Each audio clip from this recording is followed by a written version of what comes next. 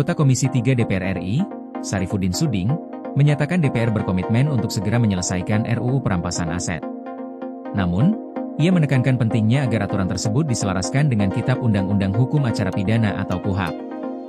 Menurutnya, tanpa adanya payung hukum acara yang kuat dan menyeluruh, implementasi perampasan aset berisiko menimbulkan kesewenang-wenangan, pelanggaran hak warga negara, serta penyalahgunaan kekuasaan yang dapat dipersoalkan secara hukum di kemudian hari. Karena itu, revisi KUHAP harus diselesaikan lebih dulu sebelum melangkah ke pembahasan RUU perampasan aset. Syarifuddin menjelaskan, KUHAP merupakan fondasi utama hukum acara pidana di Indonesia. KUHAP menjadi pedoman yang menentukan batasan serta kewenangan aparat penegak hukum dalam menjalankan tugasnya. Penyelesaian RUU KUHAP disebutnya sebagai prioritas, sebab aturan tersebut menjadi kunci bagi kepastian hukum, perlindungan hak asasi manusia, dan efektivitas penegakan hukum secara menyeluruh.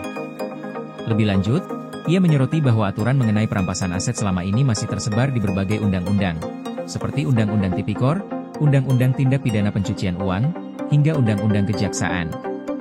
Kondisi ini dinilai menimbulkan tumpang tindih regulasi.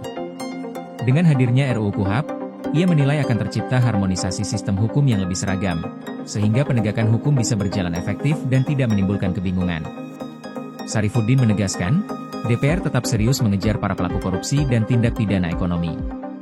Namun, pendekatannya harus komprehensif agar bisa membangun kepercayaan publik terhadap sistem hukum Indonesia. Ia menambahkan, KUHAP yang kuat akan menjadikan RUU perampasan aset sebagai instrumen hukum yang sah, adil, dan dapat dipertanggungjawabkan, baik secara hukum maupun moral.